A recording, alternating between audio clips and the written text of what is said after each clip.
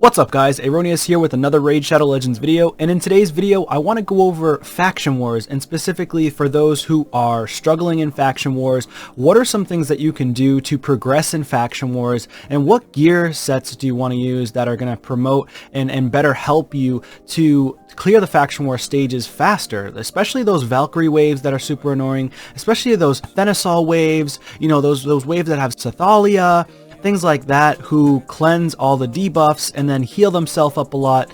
Let's get into all of that. And before I get into it, you also have to talk about synergy with your champions as well. We're going to go over a couple of different champions, and then I'll showcase to you a little bit of where we're at in faction wars, or who are the factions that we're participating in today. So let's get into it. So for the faction wars, we've got Ogren tribes going on right now, and we've got dwarfs. And actually, dwarfs is probably the hardest faction out there, unless you have legendary champions or really good synergy. It's going to be probably between dwarves and maybe the undead hordes. That's the hardest factions to beat, and skinwalkers. Skinwalkers is definitely up there. So these are the top three hardest. So skinwalker, undead hordes, and dwarf crypt. Some people might even say Knight's Revenant, but to be honest with you, if you have Skullcrown, if you have Sinesha, if you have what's his name, the dude that's like basically Frankenstein, whatever his name is, you have that dude right here, Miscreated Monster. I mean, Knight's Revenant's not that tough with him because you could put a stun set on him. With those factions that are the hardest factions, typically the hardest boss is going to be the red boss. And if you guys don't know anything about the red boss, you can actually go onto the faction, go down to the boss. You can see that this one right here has the red symbol on it. Let me move myself out of the way so you can see it better. So you can see on stage 21, it's the red boss. And if for those of you out there who don't know who the red boss is, if you go here to battle and then you click on boss guide, it's going to give you a snippet of information on strategy. So strategy is, what do you need to bring to the table that might actually help you out? This is extremely important. You guys should definitely be reading this, and if you don't know about it, come here, read the strategy guides. You can also look at teams of the week, right? Here are teams that help you to beat this boss. Now these teams are obviously, they have a lot of legendaries, double Trunda. This is teams of the week that are destroying this boss. So with the red boss, I always say you either need to nuke him down as quickly as possible, or you need to have survivability. So in this case, all these teams have one common denominator, and that is tons of damage. And then also for team one, this is just straight damage, tons of damage.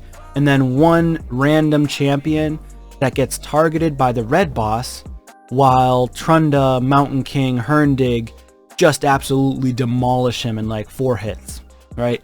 So he's going to get one turn, he's going to kill the guy that has the lowest HP, the lowest defense, and that's going to be Ragnar Goldgleam. So that guy's just like, alright, I'm going to allow this boss to get one hit, just one hit, and then I'm absolutely mollywopping you. This is the hardest team to create because you have to be later game, closer to end game to have the end game gear. You know, they got protection set on, they've got savage, double savage here, they've got speed and immunity, and a lot of early game players, of course, don't have that crazy savage gear. They don't have that crazy speed and immunity, cruel gear, all this other stuff going on, right? So you need to most likely bring in a strategy that is going to be survivability. And when I say survivability, I actually mean, like, you need your champions to survive. You have to have tankiness, right?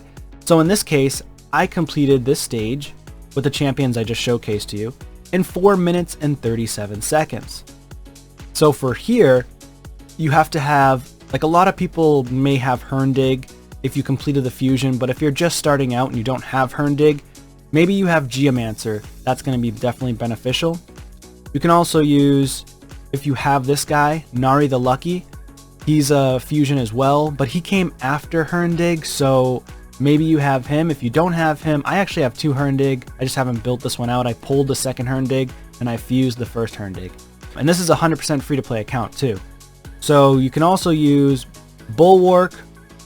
He's very, very helpful to put weaken on the on the boss to put HP burn on the boss. Also chance of extending all the debuffs on the attacker, and he has defense in all battles by 17%, which is very helpful. Personally, I like to go with HP, because again, going to the boss guide, you can see it ignores the target's defense.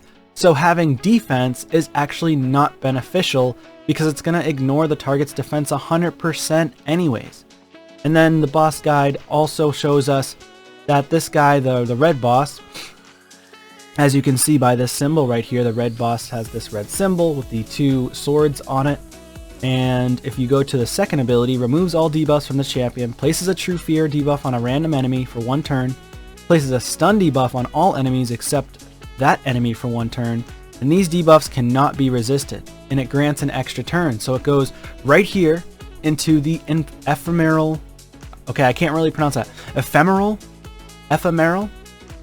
impalement. So ephemeral impalement, he goes into this ability right after and then absolutely smacks one of your champions. And a lot of times if you don't have enough HP, you're just dead with 1 hit. So a couple things that can combat this is having a regeneration set with high speed and high HP, high defense. But again, defense is not going to matter as much as HP. If you have like 60,000 HP, you're going to be able to take at least 2 hits. If you have only 20,000 to 30,000 HP, you might only take 1 hit and you're dead. So you've got to really be careful. The other thing you can bring in for this is having a block debuffs buff. So if you have a champion that can bring in block debuffs, which in this case I actually do not. I'm using a rare champion in Master Butcher. He's pretty good. Rock Breaker is really good, but I don't have any champion here that can do block debuffs buff. This champion here, Fodboar, does decreased defense and stun on 1 enemy, so Fodboar is good for decreasing the defense of the enemy waves. But I have Herndig, who decreases defense and decreases accuracy. So again, if you did have a champion, this guy here, Grizzled Jarl, I think he has, here we go, places block debuffs on all allies for 1 turn. I actually pulled Grizzled Jarl well after completing this faction, I think, so I didn't get to use Grizzled Jarl, but he also has the increased defense, which is also super beneficial. This is what you need for the red boss. You need block debuffs. Increased defense is helpful for the waves, not as helpful for the boss, because again, the boss ignores defense on 1 enemy, on 1 target, so it doesn't really matter if you have increased defense, right? So having this ability here, decrease attack, is insanely beneficial on the boss because he ignores your defense. The decrease attack is going to mitigate 50% of the boss's damage. So if you can constantly have a decrease attack on this boss, that's super helpful. And another person that brings decrease attack, I believe, is Rearguard Sergeant. So Rearguard is only level 50, rank 5 level 50. I have 2 rank 5s here. Geomancer, you guys already know how he is. He's a freaking beast. I mean, this guy is going to help decrease the turn meter, fully deplete the turn meter, so that way the boss doesn't take as many turns. And then Herndig as well synergizes really well because he also fully depletes the target's turn meter, places HP burn and weakens. I mean, this guy's a beast. So having Herndig and Geomancer is more beneficial. If you have 2 Geomancers, honestly might even be just as good, if not better, because Herndig's passive does have that cool ability where if you have the War Master and you're attacked, it deflects the damage, deflects 30% of the damage. So that's really, really cool. So you want to utilize that as well. I always recommend on the red boss utilizing regeneration sets if you don't have crazy high damage builds. So in my case, I'm going to showcase to you the sets I have, but I did respec all of my champions, so besides Herndig. Herndig's the only one that's still in regen that I'm aware of, and maybe Rockbreaker and maybe the rare champion there. Let's see. So I know Herndig definitely is. Yeah, so Herndig is actually still in a regeneration set, and I put him in a regeneration set that's damage based. So 46,000 HP. He's not that strong in this set, obviously, but this set is better than nothing. So he was my main damage dealer for the waves. So and this is a pretty decent build considering it's just a regen set with a speed set. 100% crit rate, 249 crit damage, 284 accuracy. Not a lot of attack, of course, but halfway decent. And this gear is not that great. This is more mid-game to late-game gear, but you don't need it to be that crazy. You only need 230 accuracy, maybe 220 crit damage or 200 crit damage would be fine too. And getting this much attack is pretty easy. This much defense is pretty easy. I don't really have much in Faction Guardians. I just have the 2 Herndigs, which is the Faction Guardians. So I don't have Empowerment or Blessings on him. So that doesn't really benefit me at all. Of course, the Great Hall does benefit quite a bit. So I did not have the Great Hall max that I'm aware of when I completed this faction. So now I have a lot of different areas of the Great Hall maxed. But I did complete Faction Wars quite some time ago. And that's the gear set on him. So who's the next one? We've got Geomancer. I currently have him in Triple Perception, but he used to be in a regen set as well. He has 55,000 HP. You don't really care about his attack. He's not a huge damage dealer. You just want accuracy, high accuracy. Iron Twins, you need 550 accuracy. So I do need to get his gear a little bit better for Iron Twins, but I'm also trying to maintain a really high speed. If you can get him over 230 speed, awesome. Obviously for Faction Wars, you don't need that high of speed because I re-geared him. He has a way higher speed than he did before for Faction Wars. He had about 190 speed for Faction Wars, 250 accuracy, and he had more HP because he was in a regeneration set. And then of course I went with the masteries for War Master. And then another champ, I'll show you Master Butcher as well. He was never fully booked. He's never been fully booked. So for Faction Wars and against Baumel, I put him in regen and immortal. So he does have all regen. I recently switched a piece of gear off of him because I took a piece of gear from immortal off of him and put it on someone else. So, but he did used to have regen and immortal. Now he just has regen and then one piece immortal. So having that immortal and regen is going to help heal up a lot faster every time he takes a turn. And this has been his build for a long time. I haven't really changed it much. He has about 400 resistance. And this build was mainly to try to put him in against Baumel. You need about 420 resistance against Baumel normal, at least for the last stage. And you need about 420 resistance plus a decreased accuracy on Baumel, on hard Baumel. So it depends on where you want to put him. But again, this build is specifically for Faction Wars, because if he gets hit by the boss and then he takes a turn, he's going to heal up. And so if the boss goes and hit him again, then he's going to hopefully survive because he's been able to heal up. And he has a lot of HP, over 60,000, so that he can gain more. Now, rare champions, of course, are going to be easier to fill the Faction Guardians. So if you are able to completely fill Faction Guardians, you're going to gain more HP, more defense, more speed, so on and so forth. So that's very helpful. I'm not going to show the other champions because, again, I've re-geared some of them. Rearguard Sergeant I put in an Immortal set, I can remember that.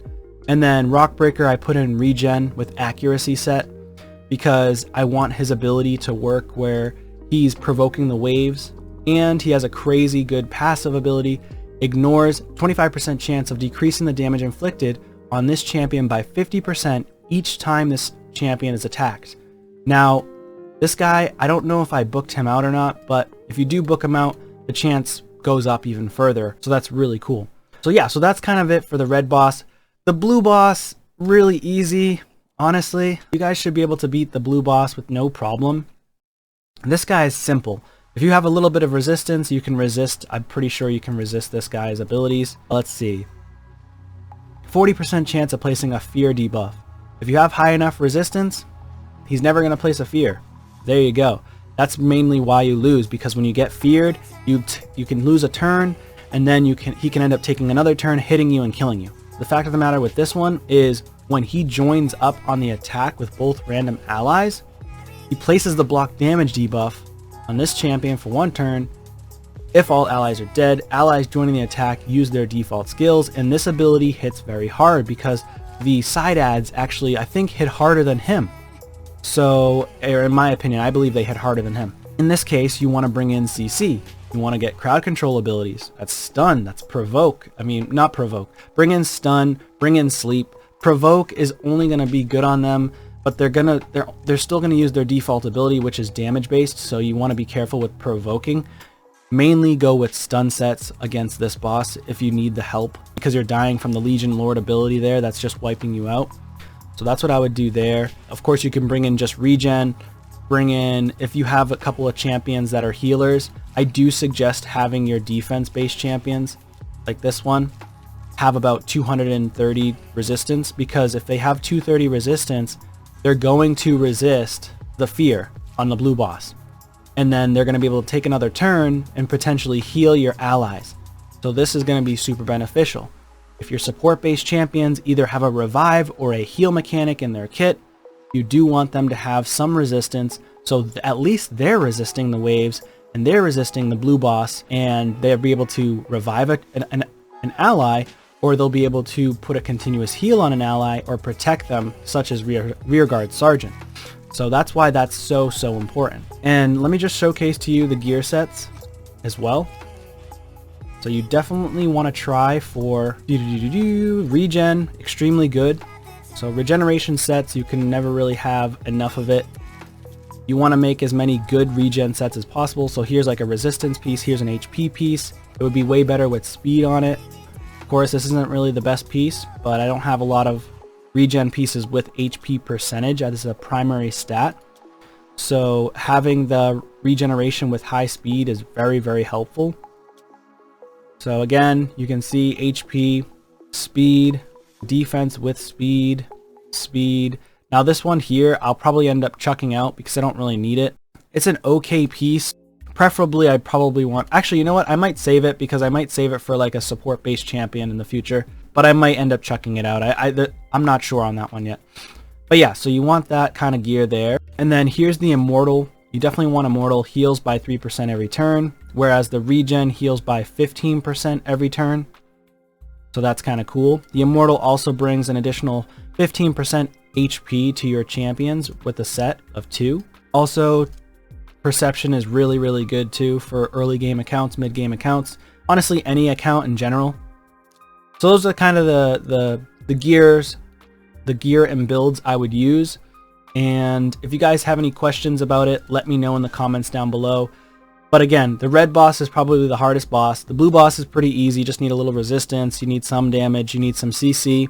But the fact of the matter is, all those waves, the Cythalia waves, the Thenisol waves, you need damage, high damage, and you need high CC. So you need to bring in Rockbreaker. You need to bring in all these different champions that have CC abilities in their kit, like Provoke, things like that. So those healers don't heal their allies up, and then it just becomes this long, elongated battle. So you want to make sure you're either going full out damage if you can do it, or you need to bring in a lot of CC with survivability. Thank you guys so much for watching. If you've watched this far, I appreciate it. Subscribe to the channel if you haven't already, and I'll see you on the next one. Peace.